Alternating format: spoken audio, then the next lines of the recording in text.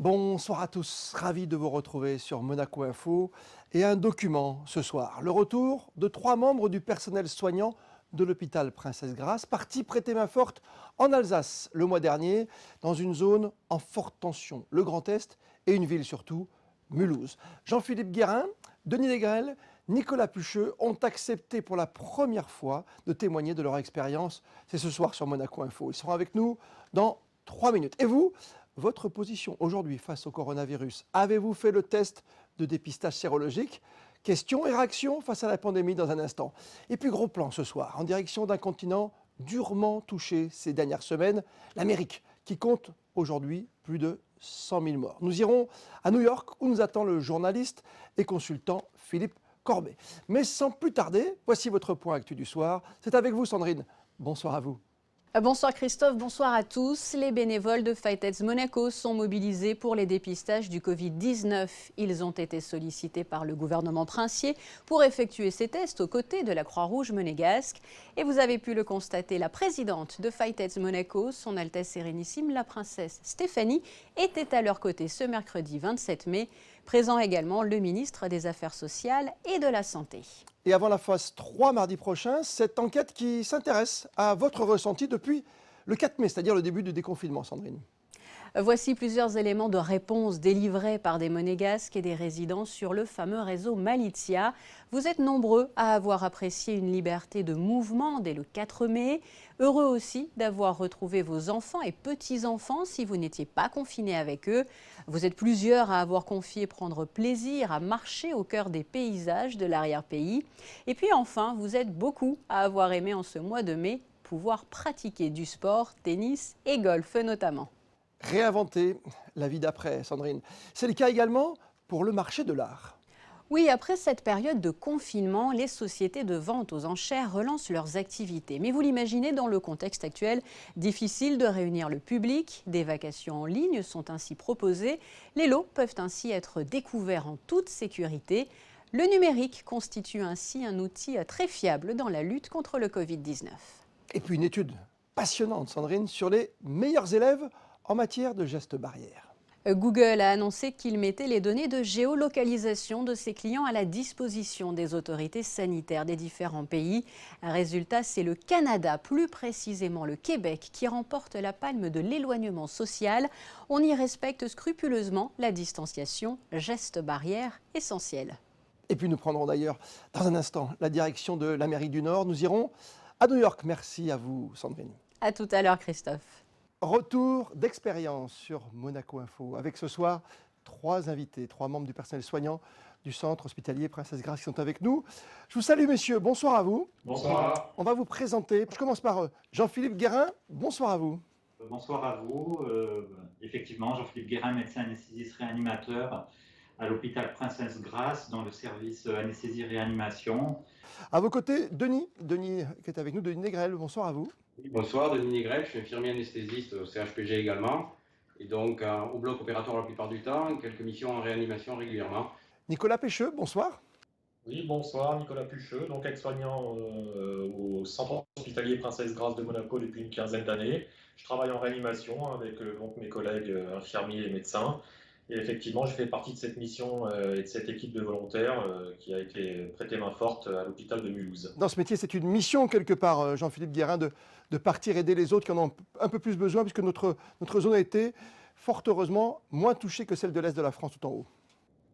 Effectivement, elle a été moins touchée, mais il faut bien savoir que pour se préparer à une éventuelle vague, on a eu énormément en amont de travail. On a monté, si je peux m'exprimer ainsi, 2 services de réanimation, éventuellement dans le but de prendre en charge un afflux massif de patients graves. Et quand tout ça a été stabilisé, on s'est rendu compte que la demande en réanimation était moins tendue que dans le Grand Est. Effectivement, là, on s'est dit et on a entendu, pourquoi pas, aller prêter main forte à nos amis de Mulhouse. Vous avez assisté vous aussi à ces départs, par exemple Denis ou Nicolas, ces départs en TGV spéciaux ou en avion ou en hélicoptère? Les retours commençaient, mais les gens étaient déjà partis de l'hôpital de Mulhouse pour être réintégrés ultérieurement, puisque le but du jeu, c'était de fermer l'hôpital militaire qui était dans la cour Et donc au fur et à mesure, ils vidaient les patients et récupéraient du coup les patients strasbourgeois, allemands et nantais, bordelais qui étaient partis. C'est vrai que ça n'a pas été simple dès le mois de janvier de savoir comment on allait faire pour endiguer cette vague. Donc il a fallu évoluer en réanimation, vous aussi? On a porté du jour au lendemain, ça s'est pas fait du jour au lendemain, mais assez rapidement, où on a porté le nombre à 26 lits de réanimation.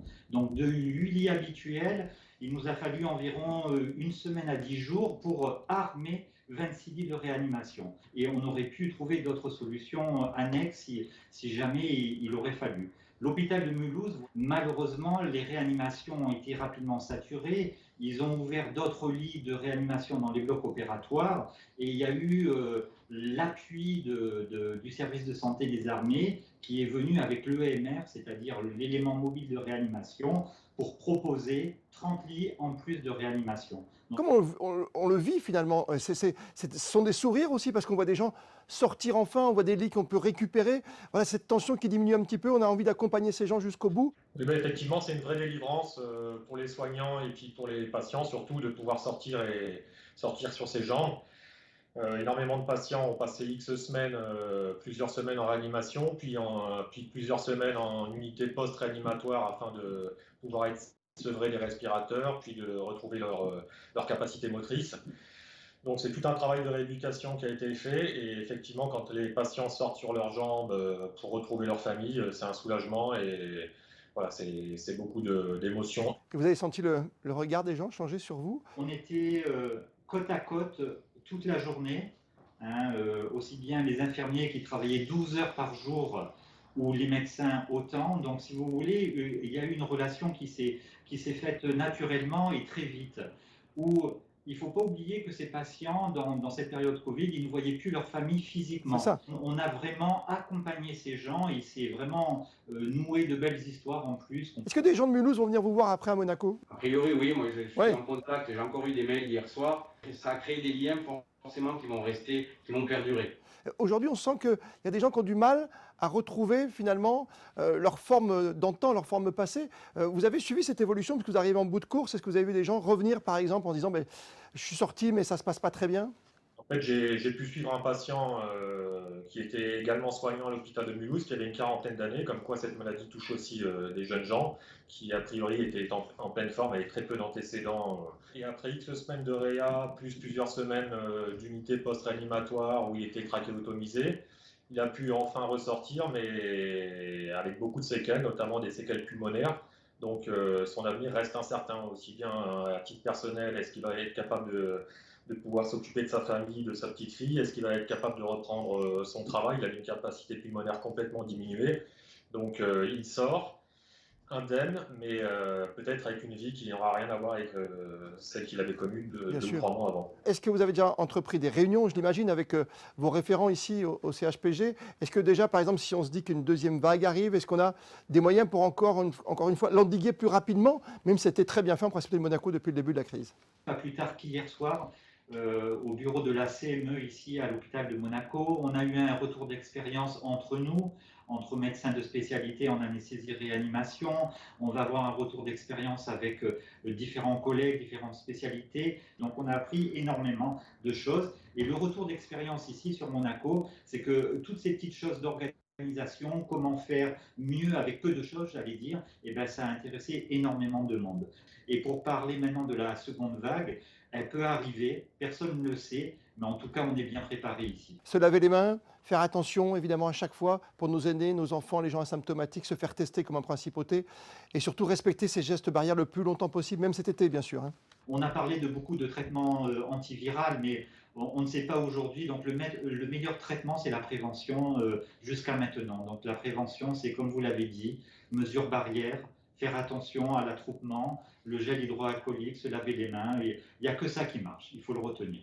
Merci à tous les trois. Donc il faut aussi remercier tous les gens qui nous ont permis d'y monter déjà, donc toute la direction du CHPG, et puis tous les partenaires, les aides-soignants, infirmiers et médecins qui ont fait partie de l'aventure. Si je peux me permettre aussi, comme Denis, je remercie le reste de nos collègues et aussi la direction du CHPG qui a libéré quand même 3 médecins réanimateurs 2 infirmiers anesthésistes, 2 infirmières de réanimation et 2 aides-soignants. On peut dire que c'est un des rares établissements de santé à avoir fait cela. Très bien, merci à vous d'avoir été les 3 grands témoins, en tout cas, ce soir pour cette expérience. À très bientôt, bien sûr, à la télévision, hein, sur Monaco Info, on vous préfère comme ça. Merci beaucoup. Merci. Merci. Merci. Au revoir. Au revoir. Et vous, comment avez-vous accueilli ces tests de grande envergure en principauté? Une goutte de sang pour savoir. Alors, l'avez-vous fait, oui ou non? Voici vos réponses. J'ai fait le test parce que je trouvais que c'était sympa de faire le test, que c'était bien ce que Monaco a fait, donc je l'ai fait, mon mari aussi. Ça m'est pas venu à l'idée, pas envie. Oui, bien sûr, je suis allée par curiosité. Très bien, pas de souci. J'ai eu un résultat positif comme prévu. Pour savoir où j'en étais, si j'avais été en contact, tout simplement. On a la chance que notre pays nous mette à disposition cette chance, ce serait bête de ne pas le faire. Bien parce que je vais avoir 75 ans et que j'ai eu une forte bronchite en février. Oui, on l'a fait au lycée. Non, pas encore. Je n'habite pas à Monaco, j'habite Villefranche, je travaille à Monaco. Et on ne m'a pas appelé pour faire le test. Je fais partie des gens qui n'aiment pas trop être dans le doute. Donc s'il y a moyen de savoir, j'aime bien savoir. Pour les salariés, on le rappelle, les tests débuteront mardi prochain au Grimaldi Forum. Et comme promis, on part à New York où nous attend le journaliste, écrivain et producteur de podcasts sur les États-Unis, sur RTL notamment, une lettre d'Amérique récompensée par un titre de meilleur podcast de l'année 2019. Philippe Corbet, bonsoir. Bonsoir Christophe Paco. L'Amérique du Nord qui s'apprête dans les minutes qui viennent à dépasser la barre plus que symbolique, Philippe, des 100 000 morts, 100 000 victimes du coronavirus. Oui, 100 000 morts. Si on compare à d'autres événements dramatiques très différents, mais de l'histoire américaine, c'est plus que le bilan de la guerre du Vietnam et de la guerre de Corée réunis, cumulés, si vous voulez. En fait, 100 000 morts, c'est à peu près ce qui avait été prévu au départ comme le niveau minimum par les épidémiologistes américains. Ils avaient dit entre 100 000 et 240 000 morts. Donc on entre maintenant dans ce qui avait été prévu depuis le départ et que le président espérait pouvoir ne jamais atteindre. Précision d'importance, vous êtes, on le voit derrière vous, hein, avec le décor d'État à New York, c'était une ville durement touchée pendant cette épidémie. À titre de comparaison, il y a autant de morts à peu près dans l'agglomération de New York qui déborde sur le New Jersey, le Connecticut, que dans l'ensemble de la France. Et dans la ville de New York, il y a un New-Yorkais sur 400 qui est mort du Covid. Ça veut dire que statistiquement, dans cet immeuble par exemple, où je suis, il y a à peu près 2000 personnes qui vivent. Statistiquement, il y a 5 personnes qui sont mortes du Covid. Alors, vous comprenez à quel point le Covid n'est pas une menace lointaine. Ici, tout le monde connaît quelqu'un qui est mort du Covid. Ici, à Manhattan, on a été moins touchés que dans le Queens, par exemple. La communauté noire, notamment, a été particulièrement touchée dans le Queens. Et au fond, c'est ici que se concentrent toutes les difficultés autour du virus, dans les hôpitaux. Il y avait un navire hôpital de l'US Navy qui a mouillé ici à quai, pas loin d'ici pendant plus d'un mois. Il faut bien comprendre qu'ici à New York, oui, la ville est encore pas confinée parce qu'on n'utilise pas le mot confiné ici, mais on est vraiment en quarantaine. Rien n'a rouvert, rien n'a rouvert. Et les aéroports aussi, c'est compliqué pour se déplacer, j'imagine. Oui. On est vraiment encore, on n'est pas du tout comme en France, en Italie, dans une période de réouverture. On est vraiment ici à New York encore exactement dans la situation où on était en mars. Mais c'est vraiment difficile à New York. On n'a pas de perspective. En tout cas, la perspective, allez, on va dire que c'est fin juin, début juillet au mieux. Mais par exemple, les théâtres de Broadway, on nous dit que ça ne sera pas avant 2021. Les restaurants, on nous dit probablement pas cet été. En tout cas, l'école, rien avant la rentrée. Et ce n'est pas certain que l'école reprenne à la rentrée. Mais c'est fou. On a été marqué aussi par des images comme, pour terminer sur New York, hein, comme ce cimetière à ciel ouvert en plein cœur de New York. Hein. Il y a une fosse commune à New York, comme il y en a dans toutes les grandes villes, parce qu'il y a des morts, des indigents. Et c'est une triste réalité qui n'est pas nouvelle. Simplement, le rythme des enterrements comme ça a été accéléré. Il y a vraiment eu un problème pendant quelques semaines de flux, c'est-à-dire qu'il y avait plus d'une centaine de camions frigorifiques qui étaient chargés de garder les corps pendant plusieurs semaines, et ça a posé des situations. On a vu des situations terribles où il y avait des corps dans un camion frigorifique qui ne fonctionnaient plus, donc qui étaient en état de décomposition. Enfin, ça a été vraiment, vraiment très difficile. On est revenu dans une situation plus normale depuis quelques semaines. Mais ça se déplace quand même vers l'ouest du pays, hein, c'est ça, hein. Dans 23 États sur 50, le nombre de cas augmente aujourd'hui. Il n'y a pas du tout cette réalité qu'on connaît ici à New York où le nombre de cas baisse régulièrement, comme en Europe, comme dans les grands pays d'Europe. Vu d'ici, Philippe Corbet, il y a évidemment l'attitude du président américain Donald Trump qui peut en choquer plus d'un. On est toujours dans cette, cette même habitude aujourd'hui de voir des échanges avec des hommes politiques, avec la presse qui sont compliqués, jusqu'à Twitter qui risque d'être fermé à un moment ou à un autre. D'abord, il faut rappeler que les États-Unis ne sont pas un pays centralisé, donc le président a évidemment un rôle important, mais en réalité, l'application concrète de la politique sanitaire, la fermeture des écoles, la gestion des hôpitaux, tout ça, ce sont les maires et les gouverneurs. Et donc, il y a eu beaucoup de tensions ces dernières semaines entre le président et les gouverneurs. C'est vrai que on voit bien à quel point la gestion locale par les gouverneurs a changé les choses. Et Donald Trump a beaucoup joué de ces divisions parce qu'on est en campagne électorale et donc a multiplié les moments de tension avec la presse, avec d'autres gouverneurs, avec d'autres hommes politiques. Et là, ces derniers jours, par exemple, vous le disiez, Twitter a décidé de coller des petites étiquettes sur certains de ces tweets mensongers. On voit une tension, une guerre culturelle, même comme on dit ici, autour du masque ces derniers jours. Donald Trump refuse de porter un masque en public, il l'a dit. Il s'est moqué avant-hier quand Joe Biden est sorti pour la première fois de chez lui pour aller rendre hommage aux vétérans lors du Memorial Day. Et hier, par exemple, lors d'une conférence de presse à la Maison-Blanche, il a reproché à un journaliste de Reuters qui lui posait une question avec un masque de porter un masque. Il a dit au journaliste, vous êtes politiquement correct. Quand vous portez un masque, au fond, on vous suspecte d'être contre le président. Et c'est assez spectaculaire, alors même que les règles dictées par la Maison-Blanche, c'est porter un masque si vous êtes dans une situation où vous mettez en danger d'autres personnes. Oui, pour la future échéance politique, l'élection présidentielle, on a l'impression que c'est les sans masques contre les masqués alors. Oui, même si dans les sondages, on voit qu'il y a une très large majorité des Américains qui sont décidés de porter des masques. Mais au fond, le président, assez astucieusement, de son point de vue, a fait de cette question de la peur ou de l'optimisme un clivage de la campagne. Mécaniquement, les chiffres de la croissance et de l'emploi au troisième trimestre vont être bien meilleurs qu'ils ne sont là. On a 36 millions de chômeurs de plus depuis le début de la crise sanitaire. Il va forcément y avoir une petite reprise, en tout cas, dont il va pouvoir se glorifier. Il a gardé l'essentiel de son électorat malgré la crise, sauf les personnes âgées, qui sont les plus menacées par cette crise sanitaire, qui ont plus peur que d'autres, qui sont plus confinés. Et Joe Biden, qui lui-même, à 77 ans, était confiné chez lui, d'une certaine manière, est plus rassurant que le président Trump pour cet électorat âgé qui a vraiment peur de cette crise sanitaire. C'est vrai qu'il interpelle toujours quand il se met dans la place du docteur. Hein.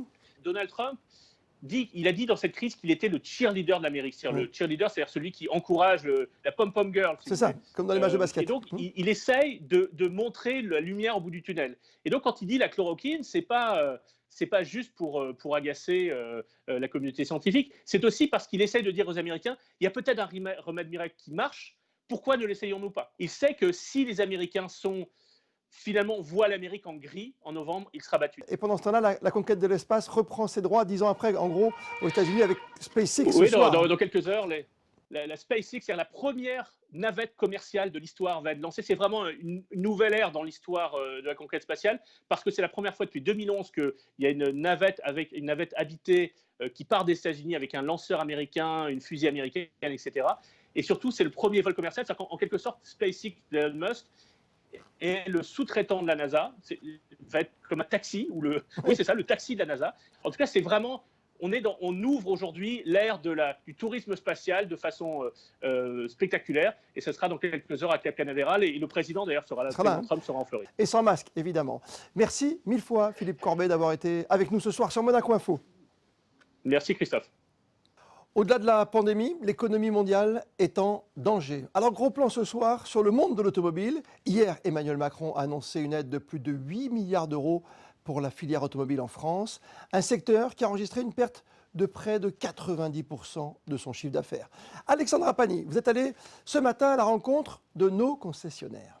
Et oui, nous débutons tout de suite avec le groupe Second Automobile. Est-ce que les clients sont de retour dans vos showrooms? Alors, on distingue deux choses. Déjà, les ateliers sont complets, puisque naturellement, on a pris le mois et demi de retard. On essaie de le rattraper avec des mesures particulières, en ouvrant le samedi matin, en ouvrant un peu plus longuement dans la journée. Et puis, en showroom, on s'aperçoit que, commercialement parlant, les gens ont envie de revenir. Donc, ça veut dire qu'on a quand même de l'espoir. Ça frétille, comme on dit dans notre jargon. On sent qu'il y a de l'intérêt qui est resté, même pour nos voitures de luxe. Donc, espérons, et on n'a pas de boule de cristal, mais on espère beaucoup. On va voir du côté des autres concessionnaires de la Principauté, comment ça se passe pour eux. On a sur le mois de mai, a priori, un petit redémarrage au niveau de la vente automobile. C'est un peu mieux, on va faire exprès de ne pas parler français, on va dire que c'est moins pire que ce qu'on avait prévu.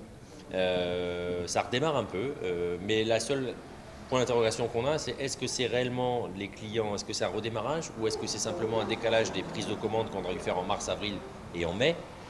Et est-ce qu'une fois que cette source sera tarie, est-ce qu'on aura de nouveau un flux en juin? Ça, on ne sait pas. On a peu de clients, mais des clients de qualité, fidèles, qui sont présents, qui répondent, je pense qu'ils ont aussi pris conscience que c'est important de relancer l'activité, de revenir en fait acheter. On a l'impression quand même que les clients qui n'étaient pas là au mois de mars et avril arrivent tout doucement au mois de mai. Et donc le mois de mai étant traditionnellement pas un gros mois à Monaco à cause des événements qu'il y a habituellement, finalement il n'est pas si mauvais que ça par rapport aux années précédentes. Mais ce qu'on a perdu en mars et en avril, ça va être compliqué de retomber sur nos pattes après ça. 2 mois de perte, mais un retour progressif aux affaires. C'est bien noté. Merci Alexandra. Et on vous retrouve cette fois Sandrine pour notre point info pratique du jour. L'Académie Régnier 3 informe les parents des futurs élèves de l'ouverture des inscriptions pour l'année 2020-2021 directement en ligne sur son site internet, le www.academierégnier3.mc. Je vous rappelle que des cours de musique et de théâtre y sont proposés.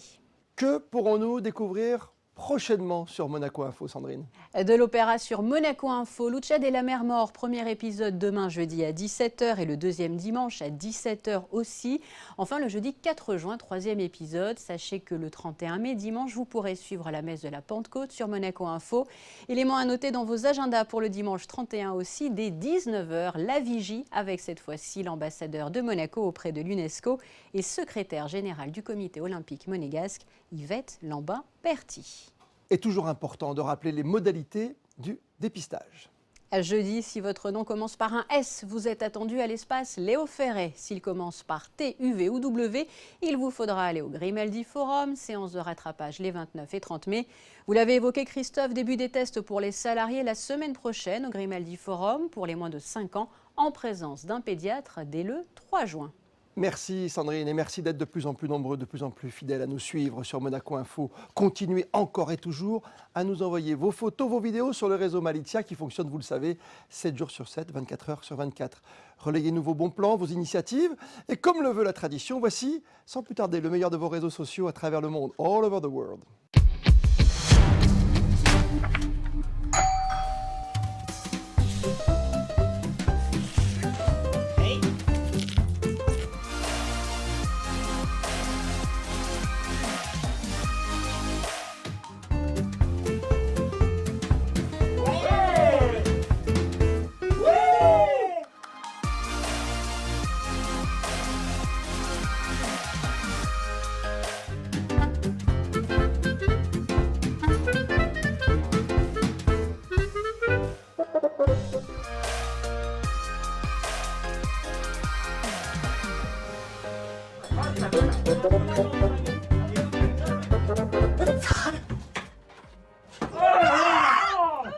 Et pour être complet, avec vous Sandrine, la météo de ces prochaines heures. Alors vous avez pu le constater, la journée de mercredi était mitigée et bien jeudi s'annonce plus ensoleillé avec un ciel davantage dégagé, température normale pour un printemps au bord de la Méditerranée de 17 à 21 degrés.